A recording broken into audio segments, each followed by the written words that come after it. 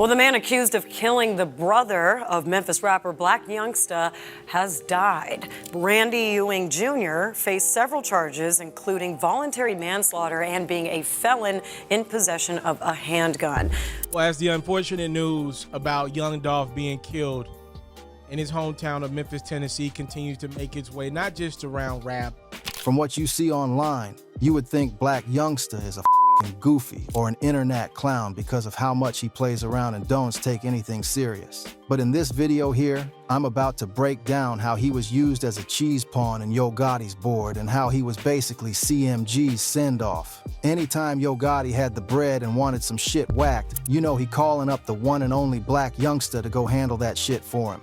But here's what most people don't know. The Memphis beefs that turned Blac Youngsta into a shooter wasn't even his own. It started with a rejected record deal, a stolen title, and two egos too big for one city. And by the time the smoke cleared, 3 of Youngsta's brothers would be dead, Young Dolph would be gone, and the streets of Memphis would be painted red with revenge. Stay locked in, because by the end of this video, you're gonna understand exactly how a funny, goofy rapper became the villain of CMG, and why he was willing to throw his whole life away for Yo Gotti. This is the untold story of loyalty, violence, and the deadly cost of street politics in the rap game. Before we dive into the chaos, you gotta understand where Blac Youngsta came from. Born Samuel Benson in South Memphis, one of the most dangerous neighborhoods in America, Youngsta grew up in conditions most people can't even imagine. We're talking about a kid who got his first job at 10 years old just to help feed his brothers. A kid who watched his grandparents struggle to put food on the table despite both of them working legit jobs. Memphis ain't like other cities, fam.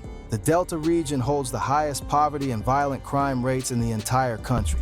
In 2024, this city of only 600,000 people saw 357 homicides. To put that in perspective, San Francisco, a city of 850,000, had just 35 murders that same year. Memphis's murder rate is 3 times higher than Chicago and 9 times higher than Los Angeles. By the time he was 8 or 9 years old, Youngsta had already been shot at for the first time.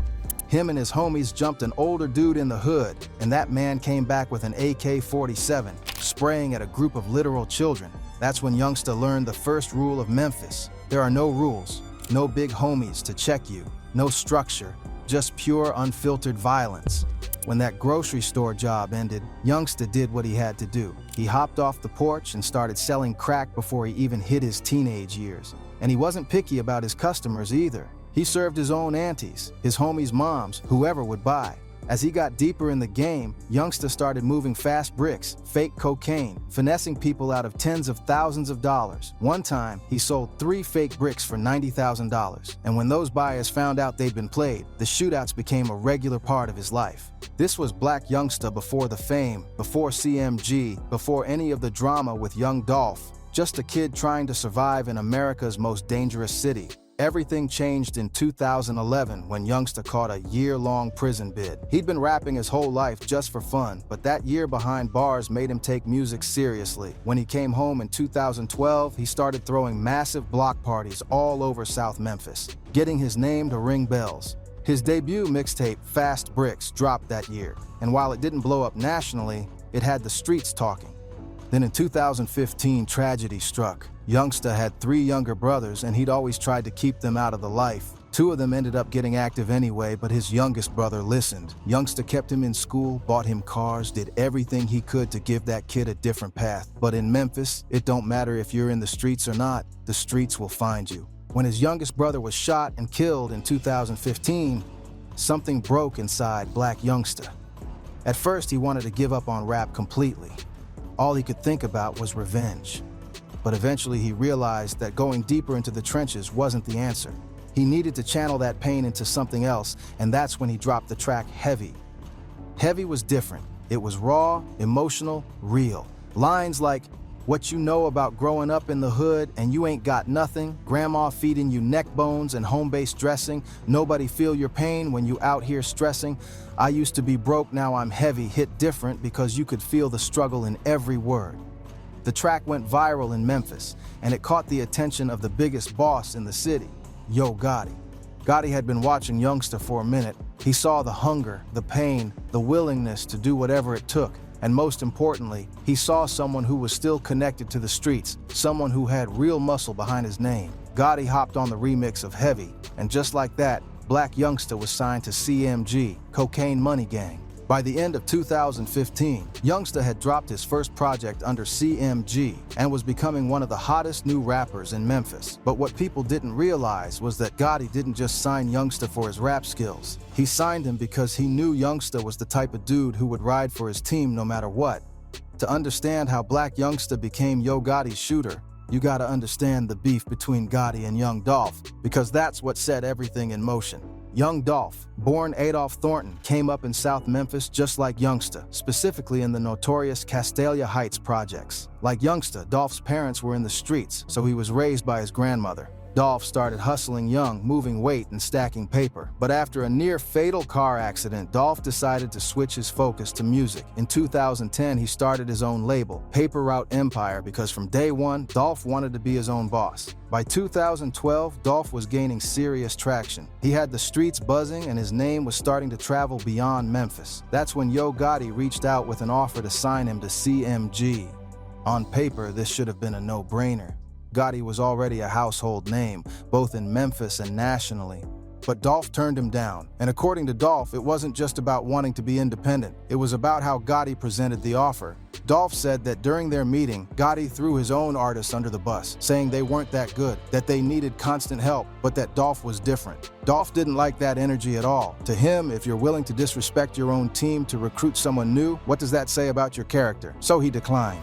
At first, it seemed like Gotti respected the decision. There's even footage from August 2012 of Gotti and Dolph performing together at a community event. They looked cool, maybe even like allies, but behind the scenes, something was brewing. Then in February 2016, Young Dolph dropped his debut studio album and titled it King of Memphis, and that's when everything went left. See, Yo Gotti had already claimed that title for himself.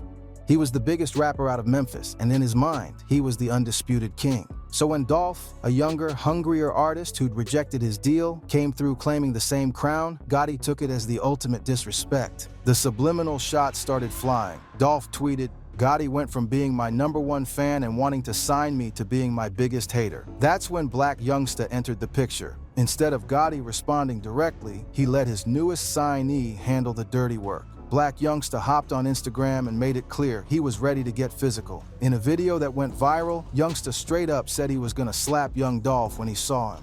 "Hey man, I'ma keep this real with you, bro. Dolph, you a soft ass. If you got a problem, say you got a problem. He ain't no king of Memphis." Dolph saw the video and responded with just a laughing emoji and a thumbs down like he wasn't taking Youngsta seriously at all. But Youngsta wasn't playing. He actually pulled up to Dolph's hood in Castalia Heights, strapped with all kinds of weapons, looking for him. There's footage of Youngsta and his crew walking through Dolph's neighborhood yelling, "Where you at? Where you at, Dolph? We in Castalia right now. Where you at right now, dog?" This was a major violation. In Memphis, pulling up to someone's hood with guns, calling them out on camera, that's a declaration of war. Dolph responded by going on Instagram Live and calling out both Youngsta and Gotti, saying they were playing police games trying to set him up instead of handling things in the streets like real men. But Youngsta wasn't done. He dropped 2 diss tracks aimed directly at Dolph, Shake Some and I'm Assuming. On Shake Some, Youngsta rapped, "Young Dolph Thornton wanna play, /I'm on tour with the K, /Mac 11, Smith & Wesson /extended clip, 100 rounds on the Draco / how the fuck you the king of Memphis? You ain't from the city." The disrespect was blatant. Youngsta was calling Dolph out by his government name and threatening him with specific weapons. Meanwhile, Yo Gotti stayed quiet. He never dropped a diss track, never responded publicly. He just let Blac Youngsta do all the talking and all the shooting. Dolph fired back with "Play with Yo Bitch," one of the most disrespectful diss tracks in Memphis history. He went at both Gotti and Youngsta, rapping, "Don't play with me, Gotti, you a hoe, man. You went from my biggest fan to my biggest hater, begging me to sign with you, but I had too much paper. Used to serve your big brother, found out he a bitch too. Now I call him your big sister." Dolph even claimed he was messing with Gotti's baby mama, and the cover art for the track allegedly showed missed calls from her on his phone. This was beyond music now. This was personal, and everyone in Memphis knew it was only a matter of time before someone got hurt. The music video for Play With Yo Bitch dropped on February 24th, 2017. Just one day later, on February 25th, someone shot Young Dolph's SUV over 100 times in Charlotte, North Carolina. And according to police and street sources, Blac Youngsta was the trigger man. Here's how it went down. Dolph was in Charlotte for the annual CIAA basketball tournament. Dolph was booked to perform at 2 parties that weekend. The first was an outdoor day party in Charlotte's 4th Ward. Dolph performed around 5 p.m., collected his money, and headed to his next booking. He and his crew hopped in a black Escalade and started driving down Caldwell Street. As they turned onto 8th Street, another car pulled up right behind them. The windows rolled down, and without warning, the shooters opened fire. Over 100 rounds were dumped into that Escalade in broad daylight. Shell casings littered the street. Other cars were hit. It was absolute chaos. But here's the thing, Dolph and his crew walked away without a scratch. Why? Because Dolph had already bulletproofed his truck. He knew the beef with Gotti and Youngsta was serious, and he'd taken precautions. That bulletproof glass and reinforced steel saved his life. The shooters sped off, thinking they'd completed the hit, but Dolph was very much alive, and instead of hiding or canceling his next show, he went and performed that same night. When asked about it later, Dolph said, "Leaving a day party, we was headed to where we was headed to. They start shooting. Shooting was over with, and I had another party to go to that night, so we went and did our party that night." That's the level of fearlessness Dolph operated on. But it also showed how reckless the situation had become. This wasn't just rap beef anymore. This was attempted murder in broad daylight in a completely different state. 3 men were arrested in connection with the shooting: Blac Youngsta, Frederick Blac, and Antavius Gardner. They were all hit with charges, including discharging a firearm into occupied property and conspiracy. But when investigators looked at the evidence, they realized they had a problem. The only thing tying Blac Youngsta to the crime was that the suspect vehicle was rented in his name. There was no proof he was driving it or even in the car during the shooting. The charges against Youngsta were eventually dropped, according to court documents. In this case, the only evidence tying the defendant to the offense is a suspect vehicle that was rented by the defendant. There is no evidence that the defendant was driving the vehicle during the offense or even an occupant of the vehicle at the time of the offense. Blac Youngsta walked free. But the streets knew what happened, and so did Dolph. After surviving 100 shots, Young Dolph did what he did best. He turned the situation into content. He dropped 3 tracks inspired by the shooting: 100 Shots, In Charlotte, and Bulletproof. On 100 Shots, Dolph mocked his enemies for missing every single shot, rapping about how they wasted all that ammunition and still couldn't touch him. The track went viral, and suddenly the whole world knew about the beef between Dolph and CMG. Dolph was getting more attention than ever. His streaming numbers were skyrocketing, and he was proving that he couldn't be intimidated, but Youngsta didn't back down. When he dropped his track Bulletproof, he accused Dolph of snitching on him, rapping, "If you got love for me, can you at Young Dolph and tell him don't show up? I'm just saying, homie, why you get in people's statements? Why you rap about that shit so your album would go crazy?" Youngsta was claiming that Dolph cooperated with police to get him arrested, which in street culture is one of the worst accusations you can make. Whether it was true or not didn't matter. Youngsta was trying to flip the narrative and paint Dolph as a snitch. But here's what's important to understand. Throughout all of this, Yo Gotti never said a word publicly. He never dropped a diss track, never addressed the beef directly, never even acknowledged it in interviews. He just let Blac Youngsta be the face of the war, and that's because Youngsta wasn't just Gotti's artist, he was his shooter, his crash dummy, the one willing to risk everything while the boss stayed clean. In 2019, the charges against Blac Youngsta were finally dropped completely, and he skated on the case. He'd survived a potential life sentence and came out the other side still loyal to CMG, still ready to ride for Gotti no matter what. But while Youngsta was fighting his case and beefing with Dolph, tragedy kept striking his family. Remember, he'd already lost his youngest brother in 2015, the one he tried so hard to keep out of the streets. That loss had devastated him and pushed him deeper into music. But the pain wasn't over. In 2019, Blac Youngsta's brother Heavy Camp TD, who he'd signed to his own imprint Heavy Camp under CMG, was shot and killed in Miami. Heavy wasn't just his brother, he was his artist, his protege, someone Youngsta was trying to help make it out of the struggle. And just like his youngest brother, Heavy wasn't deep in the streets. He was trying to do things the right way through music, but in Miami he was gunned down and Youngsta lost another sibling to senseless violence. 2 brothers gone. Both of them trying to stay out of trouble. Both of them killed anyway. The pain was unimaginable, but Youngsta kept pushing forward, kept making music, kept writing for CMG. Then in August 2023, the unthinkable happened again. Youngsta's younger brother, Temanuel Benson, was shot and killed at a gas station in South Memphis in broad daylight. A man named Randy Ewing was arrested and charged with the murder. Temanuel was filling up his car at a BP gas station when Ewing came around the corner and opened fire. Out of 20 shots, 19 missed, but that one bullet that connected took Temanuel's life. 3 brothers, all dead, all victims of gun violence in Memphis. And after Temanuel's death, Blac Youngsta made a promise on Instagram that sent chills through the city. "I'm going to make the world pay. I swear to God."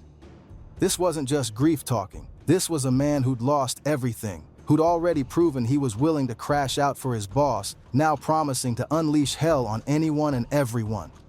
For a few years after the Charlotte shooting, things seemed to calm down. Both sides were focused on their music, building their brands, making money. Dolph was becoming a global star, dropping hit after hit. CMG was thriving too, with artists like Moneybagg Yo and 42 Dugg putting out successful projects. But behind the scenes, according to prosecutors, Yo Gotti's brother Big Jook had allegedly put a $100,000 bounty on Young Dolph's head. The beef never really ended, it just went underground. On November 17, 2021, Young Dolph was back in Memphis visiting family. Around 12:15 p.m., he left his grandmother's house and drove to Makita's Cookies, a local Blac-owned bakery he loved to support. He walked in, bought some cookies, and walked back out to his signature camo-wrapped Corvette. He was standing outside his car when a white Mercedes pulled up. 2 masked men jumped out with choppers and opened fire. Young Dolph was hit multiple times and died right there in the parking lot of his favorite cookie shop in his own neighborhood in broad daylight. The shooters sped off and Memphis lost one of its most beloved artists. The city was in shock. Dolph wasn't just a rapper. He was a philanthropist, a father, a role model who'd made it out and was trying to bring others with him. His death sent shockwaves through the entire hip-hop community. Within days, police identified the suspects, Justin Johnson, known as Straight Drop, and Cornelius Smith. Both men were arrested and charged with first-degree murder, but the investigation didn't stop there. Prosecutors believed there was a mastermind behind the hit. That's when they arrested Hernandez Govan, who they claim was the middleman between Big Jook and the shooters. According to testimony from Cornelius Smith, who turned state's witness, Big Jook had put a $100,000 hit on Dolph's head. Govan allegedly facilitated the hit, providing weapons, tracking Dolph's location, and promising to pay the shooters $45,000 each, with $10,000 for himself. But here's the thing, Blac Youngsta wasn't involved in Dolph's murder. By 2021, Youngsta had fallen out with CMG, even though he'd been their most loyal soldier for years. The man who'd risked his freedom, who'd followed Dolph to Charlotte and dumped 100 rounds, who'd been willing to do life for Gotti, he wasn't even in the picture when the hit finally went down. So what happened? How did Blac Youngsta go from being Yo Gotti's top shooter to being completely out of the picture when Dolph was finally killed? According to sources and social media posts from Youngsta himself, the relationship between him and Gotti started deteriorating around 2020 to 2021. Youngsta had been the face of the Dolph beef, the one taking all the risks, catching all the charges, while Gotti stayed in the background. And after the Charlotte shooting, when Youngsta was facing serious time, he started to feel like CMG wasn't supporting him the way they should have been. In 2024, Blac Youngsta removed CMG from his Instagram bio and announced he was independent. At first, people thought it was just another one of his annual tantrums. He'd done similar things before, but this time was different. Youngsta started posting cryptic messages on social media that seemed aimed directly at Yo Gotti. He wrote, "Play with me, I'ma take away everything that came out your mama. I swear to God, all my brothers dead, so why not? But I stand on my own 10. That's why I'm respectful and respected everywhere I go." Then he followed up with another post. "These dudes CB4 and they still misleading the youth like they some type of mob bosses. Bro, I'm sick of these dudes and I'm going to lead by example. I blame the fake OGs, the fake big homies, the fake big brothers, the fake CEOs." That second post was clearly aimed at Gotti, who'd always styled himself after mob bosses. His name literally comes from John Gotti, the famous Italian mafia boss. Youngsta was calling him out for being fake, for misleading young artists. He kept going, "Don't ask me about no dude you don't see me with. I don't allow nobody I don't respect around me. For real, for real. Majority of my friends are dead and gone. But truth be told, I'm cool on that fake love and loyalty from a few people that I realize been faking for too long at this point. Reading between the lines, it's clear that Youngsta felt betrayed. He'd been the most loyal soldier CMG had, willing to risk everything for the team. But when he needed support, when he was fighting cases, when his brothers were being killed, when he was going through real pain, he felt like Gotti and CMG weren't there for him the same way he'd been there for them. There's also speculation that Gotti wasn't happy with how reckless Youngsta had been. After Dolph's murder, Youngsta posted a video previewing new music where he opened his car door and started shooting into the air. Then he dropped a music video for I'm Assuming, where he rapped next to a tombstone with Dolph's last name Thornton on it. He even performed his Dolph diss track Shake Some at a show in Texas just weeks after Dolph was murdered. The backlash was intense. People thought Youngsta was taking it too far, being disrespectful to a dead man. And with multiple people connected to CMG being investigated for Dolph's murder, Gotti allegedly wasn't happy about Youngsta bringing more heat to the situation. So by the time Dolph was killed in 2021, Blac Youngsta was already on the outs with CMG. The man who'd been willing to do life for Gotti wasn't even part of the crew anymore when the hit finally went down. The trial for Young Dolph's murder became one of the most watched cases in Memphis history. Justin Johnson, straight drop, and Cornelius Smith were both charged with first-degree murder. Hernandez Govan was charged as the mastermind. During the trial, Cornelius Smith turned state's witness and testified against his co-defendants. He admitted on the stand that he and Justin Johnson were the shooters, and he claimed that Big Jook, Yo Gotti's brother, had put a $100,000 bounty on Dolph's head. According to Smith's testimony, Govan was the middleman who connected them to Big Jook and facilitated the hit. Smith testified, Big Jook had a hit on Dolph's head. Prosecutor, how do you know that? Smith, I Could Quit told me about it. Prosecutor, how much money was it supposed to be? Smith, $100,000 on Dolph's head. This testimony should have been devastating for Govan. But there was one major problem. Big Jook had been killed in January 2024, before the trial even started. He was shot and killed outside a restaurant in Memphis during his uncle's funeral repast. With Big Jook dead, the prosecution's main theory about who ordered the hit had a massive hole in it. The defense tore Cornelius Smith apart on the stand, calling him a pathological liar who was only testifying to save himself. And without Big Jook there to corroborate the story or face charges himself, the jury had reasonable doubt. On August 21, 2025, Hernandez Govan was found not guilty on both counts, first-degree murder and conspiracy. He walked out of that courtroom a free man. The acquittal shocked Young Dolph's fans and family. People couldn't believe that someone they believed was so clearly involved could walk free. But that's the reality of the justice system. Without solid evidence and with the alleged ringleader dead, the case fell apart. Justin Johnson, however, wasn't so lucky. He was convicted and sentenced to life in prison, with an additional 35 years tacked on. Cornelius Smith, who cooperated with prosecutors, received a lighter sentence as part of his plea deal. When you step back and look at the whole situation, the story of Blac Youngsta and Yo Gotti is really a story about loyalty, exploitation, and the deadly cost of street politics in the rap game. The Blac Youngsta came from nothing, a kid so poor he had to sell crack to his own family members just to eat. He survived shootings, prison bids, and the most dangerous streets in America. When he finally got a chance to make it out through music, he thought he'd found a family in CMG. He thought Yo Gotti was his big brother, his mentor, someone who would protect him the same way he was willing to protect the label. But what really happened? Youngsta became the crash dummy. He was the one dissing Dolph publicly while Gotti stayed quiet. He was the one pulling up to Dolph's hood with guns. He was the one who allegedly followed Dolph to Charlotte and dumped 100 rounds. He was the one catching charges and facing life in prison. And through it all, Yo Gotti never had to get his hands dirty. That's the reality of being a top shooter in the rap game. You're not really a partner, you're a pawn. You're the one taking all the risks, while the boss stays clean and collects the profits. And when you're no longer useful, or when you become too much of a liability, you get cut off. Blac Youngsta lost 3 brothers to gun violence. He spent years fighting legal cases. He risked his entire freedom and future for a beef that wasn't even his own.